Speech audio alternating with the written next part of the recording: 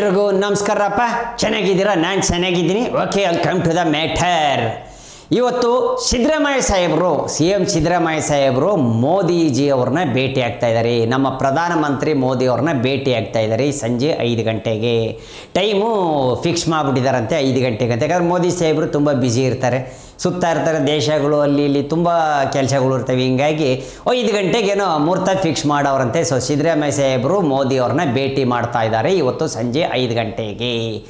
Okay, ಇನ್ನೊಂದು ವಿಚಾರ ಕಣಪ್ಪ, DK ಸಾಹೇಬರು ಫುಲ್ ಗರಂ ಆಗ್ಬಿಟ್ಟವ್ರೆ ಕಣಪ್ಪ. ಫುಲ್ ಗರಂ ಅಂದರೆ ಗರಂ ಆಗ್ಬಿಟ್ಟವ್ರೆ. ಪಾಪ ಮೀಡಿಯಾದವ್ರು ಕೇಳಿದ್ರು, ದೆಹಲಿಗೆ ಹೋಗಿದ್ರಿ, ಹೈಕಮಾಂಡನ್ನು ಭೇಟಿಯಾದ್ರೆ ಏನಂತ, ಭೇಟಿ ಗೀಟಿ ಅದೆಲ್ಲ ಏನಿಲ್ಲ, ಮಾತುಕತೆ ನಮ್ದು ಏನಿಲ್ಲ, ಯಾವ ಕ್ರಾಂತಿಗೆ ನಿಂತು ಏನೂ ಇಲ್ಲ ಸದ್ಯಕ್ಕೆ ಇವಾಗ. ಆಮೇಲೆ ನಾನು ಯಾವುದು ಏನು ಕ್ರಾಂತಿ ಏನಿತ್ತು, ಕೆಲವು ಜನ ಏನು ಹೇಳ್ತಾರೋ ಬ್ಲ್ಯಾಕ್ ಮೇಲ್ ಮಾಡ್ತಾವ್ರಿ ಕಾಂಗ್ರೆಸ್ಸಲ್ಲಿ ಅಂತ. ನಾನು ಯಾವ ಬ್ಲ್ಯಾಕ್ ಮೇಲ್ ಗೀಕ್ ಮೇಲೆ ಏನೂ ಮಾಡ್ತಾ ಇಲ್ಲ ಕಾಂಗ್ರೆಸ್ ಒಳಗಡೆ. ನಾನೊಬ್ಬ ಸೀದಾ ಸಾದಾ ಸಾಮಾನ್ಯವಾದ ವ್ಯಕ್ತಿ. ಕಾಂಗ್ರೆಸ್ಸಲ್ಲಿ ಒಬ್ಬ ಚಿಕ್ಕ ವ್ಯಕ್ತಿ ನಾನು.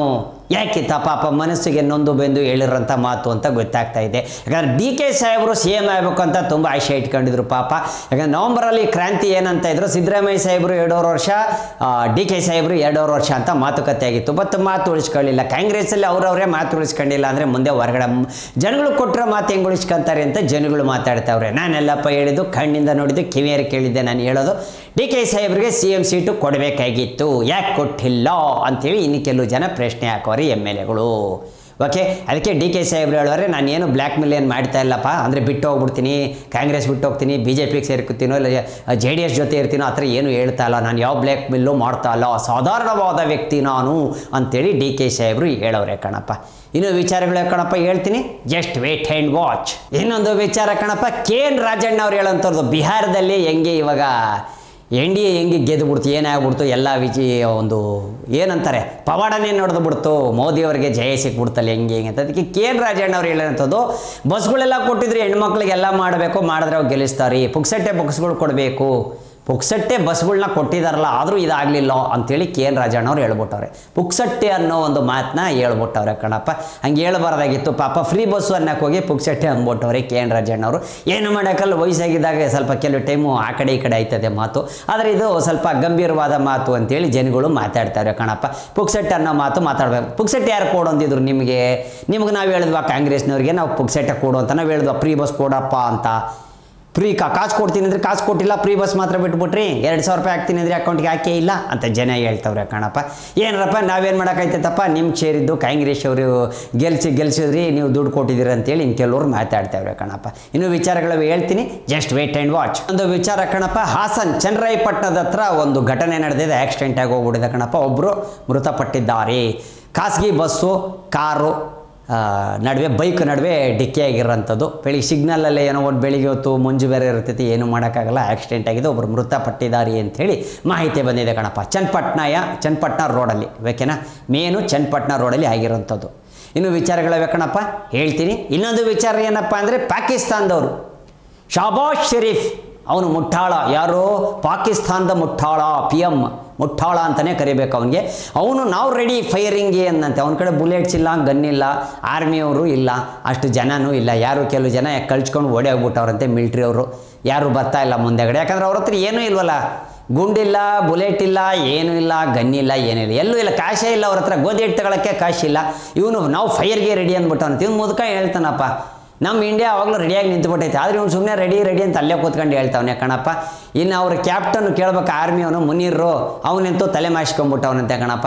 ಎಲ್ಲ ಅವನದೇ ಕೈವಾಡ, ಟೆರರಿಸ್ಟ್ಗಳಿಗೆಲ್ಲ ಅವನೇ ಕಳಿಸ್ಕೊಡೋದು, ಬೆಳೆಸೋದು ಅವನದೇ ಕೈವಾಡ. ಯಾಕಂದರೆ ಮಿಲಿಟ್ರಿ ಅವ್ರ ಹತ್ರ ದುಡ್ಡಿಲ್ಲ, ಯುದ್ಧ ಮಾಡೋಕ್ಕೆ ದುಡ್ಡಿಲ್ಲ. ಅದಕ್ಕೇನು ಮಾಡ್ಬಿಡ್ತಾರೆ, ಟೆರರಿಸ್ಟ್ಗಳನ್ನ ಒಳಗಡೆಯಿಂದ ಕಳಿಸ್ಕೊಟ್ಬಿಡ್ತಾರೆ. ಭಾರತದೊಳಗಡೆ ಬಾಂಬ್ ಬಿಟ್ಟು ಬಾ ಅಂತ ಕಳಿಸ್ಕೊಡೋದು. ಯಾರು? ಈ ಮುನೀರು, ಈ ನನ್ನ ಮಗ ಇವನು.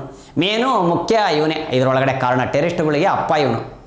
ಸೊ ಈಗ ಇವನ್ನ ಮಟ್ಟೆ ಹಾಕ್ಬಿಟ್ರೆ, ಒಂದ್ಸತಿ ಇವನ್ನ ಮೇಲೆ ಕಳಿಸ್ಬಿಟ್ರೆ ಎಲ್ಲ ಸರಿ ಹೋಗ್ಬಿಡ್ತದೆ ಕಣಪ್ಪ. ಇವರಿಬ್ಬರು ಶಹಬಾಜು, ಇವನೇನು ಮುನೀರ್ ಅವರು, ಇವರಿಬ್ಬರನ್ನು ಕಳಿಸ್ಬೇಕು ಮೇಲ್ಗಡೆ, ಅವಾಗ ಸರಿ ಹೋಗುತ್ತೆ ಪಾಕಿಸ್ತಾನದಲ್ಲಿ. ಇಲ್ಲ ಜನನೇ ಕಳಿಸ್ಬಿಡ್ಬೇಕು ಇವ್ರನ್ನ.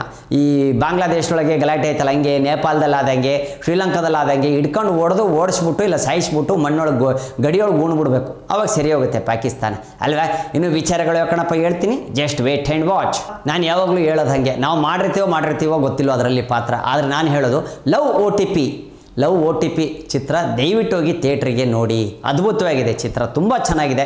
ದಯವಿಟ್ಟು ಕನ್ನಡ ಚಿತ್ರವನ್ನು ಉಳಿಸಿ ಬೆಳೆಸಿ ಅಂತ ಕೂಡ ನಾನು ಹೇಳ್ತೀನಿ. ಯಾಕಂದರೆ ಅನೀಶ್ ಅವರು ನಾಯಕರೇನವರ ನಿರ್ದೇಶಕರು ಪಾಪ ತುಂಬ ಬೇಜಾರಾಗ್ಬಿಟ್ಟಿದ್ದಾರೆ. ಹಂಗೆ ಆಗೋದು ಬೇಡ. ಕನ್ನಡ ಚಿತ್ರವನ್ನು ಬೆಳೆಸಿ ಬರೀ ನೀವು ಪ್ಯಾನ್ ಇಂಡಿಯಾನೇ ನೋಡಬೇಕು ಅಂತ ಹಂಗೆ ಮಾಡೋಕ್ಕೆ ಹೋಗ್ಬೇಡಿ. ದಯವಿಟ್ಟು ನಾನು ಕೇಳೋದು ಹಿಂಗೆ ಸ್ಪೆಷಲಾಗಿ ಹೇಳ್ತಾ ಇರೋದು ನಿಮಗೆ, ದಯವಿಟ್ಟು ಹೋಗಿ ಚಿತ್ರವನ್ನು ನೋಡಿ, ಓಕೆನಾ? ಯಾಕಂದರೆ ಅವ್ರನ್ನ ಅನೀಶ್ ಅವ್ರ ಹತ್ರ, ಯಾಕಂದ್ರೆ ನಾವು ಚಿತ್ರರಂಗದವ್ರು ಇರೋದ್ರಿಂದ ನಾವು ಒಂದು ಏನು ಹೇಳ್ಬೋದು ಅಷ್ಟೇ. ಚೆನ್ನಾಗಿದೆ ಚಿತ್ರ, ಖಂಡಿತ ಚೆನ್ನಾಗಿದೆ ಚಿತ್ರ, ಹೋಗಿ ನೋಡಿ.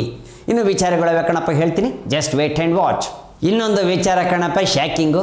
ಪಾಕಿಸ್ತಾನದ ಮೊದಲೇ ಬಕೆಟು ಏನು ಪಾತ್ರೆಗಳು ಇಟ್ಕೊಂಡು ಭಿಕ್ಷೆ ಬೇಡುವಂಥ ದೇಶ, ಟೆರರಿಸ್ಟ್ಗಳು ದೇಶ ಪಾಕಿಸ್ತಾನ.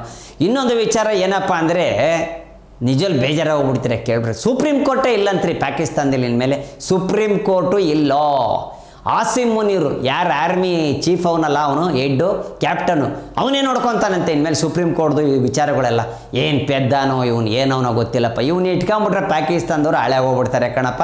ಧ್ವಂಸ ಮಾಡಿ ಅವ್ರನ್ನ ಮಣ್ಣೊಳಗೆ ಹಾಕೋವರೆಗೂ ಇವ್ನು ಮುನೀರ್ ಹೋಗಲ್ಲ ಅಂತ ಕಾಣಿಸ್ತೈತೆ. ಯಾಕೋ ಸುಪ್ರೀಂ ಕೋರ್ಟೇ ಇಲ್ಲಂತ ಇವಾಗ ಪಾಕಿಸ್ತಾನದಲ್ಲಿ.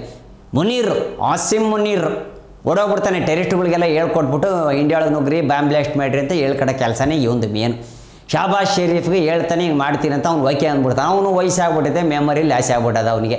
ಶಾಬಾಜ್ ಶರೀಫ್ಗೆ ಹೆಸರು ಶರೀಫ್, ಮಾಡೋದೆಲ್ಲ ಮುಟ್ಟಾಲ್ ಕೆಲಸ ನನ್ನ ಮಗ ಅವನು ಅಲ್ವೇ. ಈಗ ಮುನೀರು ಸುಪ್ರೀಂ ಕೋರ್ಟ್ನ ಅವನೇ ನಡೆಸ್ತಾನಂತೆ. ಏನು ಹುಚ್ಚರವರು ಏನವರು ಗೊತ್ತಿಲ್ಲಪ್ಪ. ಅನ್ಎಜುಕೇಟೆಡ್ಗಳು ಅವರೇ ಕಣಪ್ಪ ಪಾಕಿಸ್ತಾನದಲ್ಲಿ.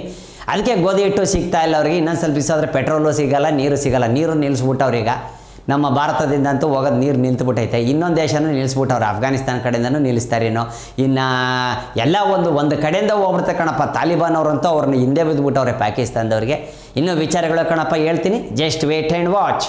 ಇನ್ನೊಂದು ವಿಚಾರ ಕಣಪ್ಪ, ಬಿಹಾರದಲ್ಲಿ ಹೆಂಗೆ ಜಯ ಸಿಕ್ತು, ಈಗ ಅಮಿತ್ ಶಾ ಅವರು, ಮೋದಿ ಸಾಹೇಬರು, ನಿತೀಶ್ ಅವರು ಎಲ್ಲರೂ ಸೇರಿಬಿಟ್ಟು ಒಂದು ಹೊಸ ಸರ್ಕಾರ ಮಾಡ್ತಾವ್ರಂತೆ ಕಣಪ್ಪ.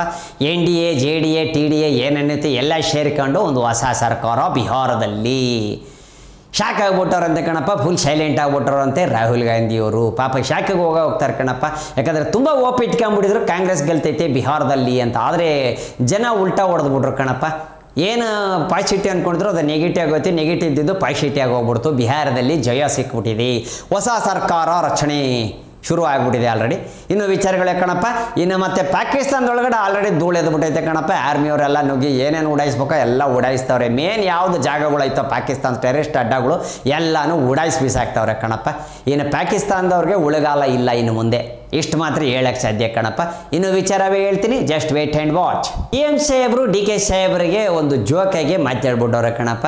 ಸಭೆಯಲ್ಲಿ ಏನು ಹೇಳೋರು ಅಂದರೆ, ಬುಕ್ಕುಗಳು ಏನೇ ಒಂದು ವ್ಯವಹಾರಗಳು ಏನೇ ಇದ್ದರೂ ಕೆಲಸಗಳು ಬೇಗ ಮುಗಿಸ್ಬೇಕು. ಅದು ಬಿಟ್ಟು ರಾತ್ರಿ 12 ಗಂಟೆ ಮೇಲೆ ಕೆಲಸ ಮಾಡೋದು ಇವರು. ರಾತ್ರಿ 12 ಗಂಟೆ ಮೇಲೆ ಕೆಲಸ ಶುರು ಮಾಡೋದು ಅಂತ ಹೇಳ್ಬಿಟ್ರು. ಅದು DK ಸಾಹೇಬ್ರಿಗೆ ಹೇಳಿರಂತೆ. ರಾತ್ರಿ 12 ಗಂಟೆ ಮೇಲೆ ಅಂತ ಇವರೆಲ್ಲ ಕೆಲಸಗಳು ಶುರು ಮಾಡೋದು ಅಂತ ಹೇಳ್ಬಿಟ್ಟವ್ರೆ ಕಣಪ್ಪ. ಎಲ್ಲ ಓ ಅಂತ ನೆಗ್ಬಿಟ್ಟಾರೆ ಕಾಂಗ್ರೆಸ್ಸಲ್ಲಿ. ಇವರು CM ಸಾಹೇಬ್ರು ಬಿಡಿ ಮಾತಾಡಿದ್ರು ನಂಬರ್ 1 ಶಾಖಾತಾಗಿ ಮಾತಾಡ್ತಾರೆ. ಅವ್ರು ಮಾತಾಡೋ ಮಾತು ಕೌಂಟ್ರುಗಳೆಲ್ಲ ಶಾಖಾತಾಗಿ ಕೊಡ್ತಾರೆ. ನಮ್ಮ ಸಿನಿಮಾದಲ್ಲಿ ಇರಬೇಕಾಯ್ತು ನಮ್ಮ CM ಸಾಹೇಬರು ಸಖತ್ತಾಗಿ ಡೈಲಾಗ್ ಹೊಡಿತಾರೆ. ಓಕೆ, ಇನ್ನೂ ವಿಚಾರಗಳು ಕಣಪ್ಪ ಹೇಳ್ತೀನಿ, ಜಸ್ಟ್ ವೇಟ್ ಆ್ಯಂಡ್ ವಾಚ್. ಏನು ಬಿಹಾರದಲ್ಲಿ ಮನ್ನಿ ಗೆದ್ರೋ NDA ಸಖತ್ತಾಗಿ ಗೆದ್ದುಬಿಟ್ಟಿದೆ ಕಣಪ್ಪ. ಒಳ್ಳೆ ಓಟ್ಗಳಿಂದ ಗೆದ್ದುಬಿಟ್ಟಿದೆ. ಅದಕ್ಕೆ ಈಗ ಮೈತ್ರಿ ಸರ್ಕಾರ ಮಾಡಬೇಕು ಅಂತ HD ಕುಮಾರಸ್ವಾಮಿ ಅವರು BJP ಅವ್ರ ಜೊತೆ ಮಾತುಕತೆಯನ್ನು ನಡೆಸಬೇಕು ಅಂದ್ಕೊಂಡಿದ್ದಾರಂತೆ.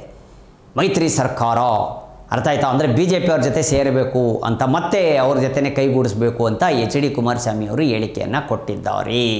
ಇನ್ನು ವಿಚಾರಗಳು ಕಣಪ್ಪ ಹೇಳ್ತೀನಿ, just wait and watch. Majestic ಒಳಗಡೆ ಬೇಸ್ಮೆಂಟಲ್ಲಿ ಅಂಡರ್ಗ್ರೌಂಡಲ್ಲಿ ನಾವು ಏನಲ್ಲಿ ಒಳಗಡೆ ಬೈಪಾಸ್ ಒಳಗಡೆ ಹೋಯ್ತೀವೋ ಅಂಡರ್ಗ್ರೌಂಡಿಂದ, ಅಲ್ಲಿ ವ್ಯಾಪಾರಿಗಳು ಇರ್ತಾರೆ ಕಣಪ್ಪ. ಪಾಪ ಒಬ್ಬ ಬಿಹಾರಿ ಅವನಿಗೆ ಸ್ಪೆಕ್ಸ್ ಕೊಟ್ಬಿಟ್ಟು ತಗೊಂಬರ್ಯದಿಗೆ ಅಂತೇಳ್ಬಿಟ್ಟು ರೂಮೊಳಗೆ ಕೂಡಾಕ್ಬಿಟ್ಟು ಸ್ಪೆಕ್ಸ್ ಮಾರೋನು ಅವನ ರೂಮಲ್ಲಿ ಕೂಡಾಕ್ಬಿಟ್ಟು ತೊಗೊಂಡ್ರೆ ಸರಿ ಇಲ್ಲಂದ್ರೆ ಐತೆ ನಿನಗೆ ಅಂತ ಅವ್ನ ಕಡೆ ದುಡ್ಡು ಕಿತ್ಕೊಂಡು ಕಳಿಸ್ಬಿಟ್ಟವನೇ ಕಣಪ್ಪ. 300-400 ರೂಪಾಯಿ ಕಿತ್ಕೊಂಬಿಟ್ಟವನಂತೆ. ಬೇಡ ನಂಗೆ ಸ್ಪೆಕ್ಸ್ ಅಂದರೂ ಕೇಳಿಲ್ಲ. ಒಂದು ಟೈಮಲ್ಲಿ ನಡೀತಾ ಇತ್ತಂತೆ ಈ ಥರ ರೌಡಿಸಮ್ಮು. ಇವಾಗ ಮತ್ತೆ ಸ್ಟಾರ್ಟ್ ಆಗಿದೆ ಅಂಡರ್ಗ್ರೌಂಡ್ ಒಳಗಡೆ. ಅಲ್ಲೇನು ವ್ಯಾಪಾರಿಗಳು ಮಾಡ್ತಾರೋ ಕೆಲವರು, ಪಾಪ ಎಲ್ಲರೂ ಅಲ್ಲೇ ಕೆಲವ್ರು ಮಾಡ್ತಾವ್ರಂತೆ. ಈ ಅನುಭವ ನನಗೂ ಕೂಡ ಆಗಿತ್ತು ಕಣಪ್ಪ. ನನಗೆ ನಗು ಬರ್ತಾಯಿದ್ದೆ ಕಣಪ್ಪ. ಒನ್ಸ್ ಅಪಾನ್ ಎ ಟೈಮ್ ನಾನು ಮೆಜೆಸ್ಟಿಕ್ ಒಳಗಡೆ ನಾನು ಕೆಲಸಕ್ಕೆ ಹೋಗ್ತಾ ಇದ್ದೆ ಕಣಪ್ಪ. ಅಲಂಕಾರ ಪ್ಲಾಜಾ ಕಡೆ ಕೆಲಸಕ್ಕೆ ಹೋಗ್ತಿದ್ದೆ. ನಾನಲ್ಲೊಂದು ಜರ್ಕಿನ್ ನೋಡಿದೆ ಕಣಪ್ಪ. ಜರ್ಕಿನ್ ಹಾಕ್ಕೊಂಡು ನೋಡಿದೆ, ಸಕ್ಕತ್ತಾಗಿತ್ತು. ಏನು ಮಾಡ್ತೀರಪ್ಪ, ವಯಸ್ಸು ಹಾಕೋಬೇಕು ಅನ್ನೋ ವಯಸ್ಸು. ನಾವಿನ್ನೂ ಚಲನಚಿತ್ರಕ್ಕೆ ಬಂದಿರಲಿಲ್ಲ ಅವಾಗ. ಹಾಕ್ಕೊಂಡು ನೋಡಿದೆ. ಸರಿ ಹಾಕ್ಕೊಂಡು ನೋಡು ಪರವಾಗಿಲ್ಲ ತೊಗೋಬೇಡ ಅಂತಂದ. ಆಯ್ತು ಸರಿ ಹಾಕ್ಕೊಂಡು ನೋಡು ಅಂತಲ್ಲ, ಚೆನ್ನಾಗೈತೆ ಅಂತ ಹಾಕ್ಕೊಂಡು ನೋಡಿದೆ. ಅವನೇ ಹೇಳ್ದೆ ಹಾಕ್ಕೊಂಡು ನೋಡು, ಇಷ್ಟ ಇಲ್ಲ ಅಂದರೆ ತೊಗೊಳಕ್ಕೆ ಹೋಗ್ಬೇಡ, ಚೆನ್ನಾಗಿ ಕಾಣಿಸುತ್ತೆ ನಿಂಗೆ ಅಂತ. ಆಯ್ತು ಹಾಕ್ಕೊಂಡು ನನಗೂ ಖುಷಿ ಆಯಿತು. ಹಾಕ್ಕೊಂಡು ನೋಡು ಅಂದಲ್ಲ, ಫ್ರೀ ಹೇಳ್ತಾನೆ ಹಾಕ್ಕೊಂಡು ಅಂತ ಹಾಕ್ಕೊಂಡು ನೋಡಿದೆ. ಆಮೇಲೆ ತೆಗಿಬೇಡ, ನಿಂದೆ ಮೊದಲನೇ ವ್ಯಾಪಾರ, ತೆಗೆದ್ರೆ ನಿನ್ಗೆ ಇಲ್ಲೇ ಒದೆ ಬೀಳ್ತವೆ ಅಂದ್ಬಿಟ್ಟಿದ್ರು ನನಗೆ. ಏನು ಮಾಡ್ತೀಯಪ್ಪ, ನಾನು ಕಿಲಾಡಿ ಅವಾಗ ಜರ್ಕಿನ್ನ ಕೆಳಗಡೆ ಬಿಸಾಕ್ಬಿಟ್ಟು ಓಡೋಗ್ಬಿಟ್ಟ ಕಣಪ್ಪ. ಏನ್ರಪ್ಪ ಇದು, ನನಗೆ ನಗು ಗೊತ್ತಾಯ್ತು ಕಣಪ್ಪ, ಮತ್ತೆ ನಡೀತಾ ಇತ್ತಂತಲ್ಲಪ್ಪ ಇದು, ಏನ್ರಪ್ಪ ಇದು. ಆಯ್ತಪ್ಪ, ಇನ್ನು ವಿಚಾರಗಳವೆ ಹೇಳ್ತೀನಿ, ಜಸ್ಟ್ ವೇಟ್ ಆ್ಯಂಡ್ ವಾಚ್. ಇನ್ನೊಂದು ವಿಚಾರ ಕಣಪ್ಪ, ಸಾರ ಜಮನ ಹಸಿನೋ ಕದಿವಾನ, ಏನು ಬೇಡ ಬಿಟ್ಟಕ್ಕಪ್ಪ, ಇದು ಇವರು ಅಮಿತಾಬ್ ಬಚ್ಚನ್ ಅವ್ರ ಸಾಂಗ್ ಆಗೋಯ್ತು, ಬೇಡ. Mithun Chakraborty disco dancer cinema ಜ್ಞಾಪಕ ಮಿಥುನ್ ಚಕ್ರವರ್ತಿ ಅದು. ಯಾಕೆ ಹೇಳ್ತಾ ಇದ್ದೀನಪ್ಪ ಅಂದರೆ, ಮಿಥುನ್ ಚಕ್ರವರ್ತಿ ಸರ್ ಅವ್ರಿಗೆ ಹ್ಯಾಟ್ಸ್ ಆಫ್ ಹೇಳಬೇಕು, ಬಾಲಿವುಡ್ ಮಿಥುನ್ ಚಕ್ರವರ್ತಿ ಅವರಿಗೆ. ಯಾಕಂದರೆ ಯಾರೋ ಒಬ್ಬರು ಬೀದಿಯಲ್ಲಿ ಒಂದು ಹೆಣ್ಣು ಮಗುನ ಬಿಸಾಕ್ ಹೋಗ್ಬಿಟ್ಟಿದ್ರಂತೆ. ಆವಾಗ ಮಿಥುನ್ ಚಕ್ರವರ್ತಿ ಅವರು ಆ ಮಗುನ ತಗೊಂಡು ಇವತ್ತು ಬೆಳೆಸಿ ತನ್ನ ಮಗಳಂತಲೇ ಅವರು ಸಾಕ್ಕೊಂಡು ಮನೆಯಲ್ಲೇ ಇಟ್ಕೊಂಡಿದ್ದಾರೆ. ಹ್ಯಾಟ್ಸ್ ಆಫ್ ಹೇಳಬೇಕು ಮಿಥುನ್ ಚಕ್ರವರ್ತಿ ಸರ್ ಅವ್ರಿಗೆ. ಅವ್ರಿಗೊಂದು ಪ್ರಶಸ್ತಿ ಕೂಡ ಸಿಕ್ಕಿದೆ ಇವಾಗ ರೀಸೆಂಟಾಗಿ. ಸೊ ಮಿಥುನ್ ಚಕ್ರವರ್ತಿ ಸರ್ ಅವ್ರನ್ನ ಮರೆಯೋಕ್ಕೆ ಸಾಧ್ಯನಲ್ಲ. ಡಿಸ್ಕೋ ಡ್ಯಾನ್ಸರ್ ಸಿನಿಮಾ ಅಂತೂ ಸೂಪರ್ ಡೂಪರ್ ಇಟ್ಟು ಒನ್ಸ್ ಅಪಾನ್ ಎ ಟೈಮಲ್ಲಿ. ಅದು ಬಪ್ಪಿ ಲಹರಿ ಅವ್ರ ಮ್ಯೂಸಿಕ್ ಬೇರೆ, ತುಂಬ ಅದ್ಭುತವಾದ ಸಿನಿಮಾ ಅದು ಒಂದು ಟೈಮಲ್ಲಿ ಅಲ್ವಾ. ಎಸ್, ಇನ್ನು ವಿಚಾರಗಳು ಹೇಳ್ತೀನಿ, ಜಸ್ಟ್ ವೇಟ್ ಆ್ಯಂಡ್ ವಾಚ್. ಮತ್ತೆ ನಾಳೆ ಸಿಗ್ತೀನಿ ಪೊಲಿಟಿಕ್ಸ್ ಮಸಾಲೆ ದೋಸೆಯಲ್ಲಿ. ಇವತ್ತಿನ ಸುದ್ದಿಗಳು ಇಷ್ಟ ಆಗಿತ್ತು ಕಣಪ್ಪ, ಸುದ್ದಿಗಳಿಗೆ ಏನು ಕಡಿಮೆ ಸಿಗ್ತಾನೆ ಇರ್ತವೆ. ಓಟ್ ಬರ್ತೀನಿ, ಶೇಂಬಲಿಂಗ ಬರ್ತೀನಿ ಕಣ್ರಪ್ಪ. ನಿಮ್ಮ ಓಟ್ ಯಾರಿಗೆ? ನನಗೆ. ನಿಮ್ಮ ಓಟ್ ಯಾರಿಗೆ? ನನಗೆ. ನಿಮ್ಮ ಓಟ್ ಯಾರಿಗೆ? ನನಗೆ. ನಿಮ್ಮ ಓಟು ಯಾವಾಗಲೂ ನನಗೆ ಕಣಪ್ಪ. ಯಾಕಂದರೆ ಇರೋ ಸುದ್ದಿಗಳನ್ನೆಲ್ಲ ಕರೆಕ್ಟಾಗಿ ಕಣ್ಣಿಂದ ನೋಡಿದ್ದು ಕಿವಿಯಿಂದ ಕೇಳಿದ್ದೆ ಕೊಡ್ತೀನಿ. ಓಟ್ ಬರ್ತೀನಿ ರಪ್ಪ, ಶೇಂಬಲಿಂಗ ಬರ್ತೀನಿ ಕಣ್ರಪ್ಪ.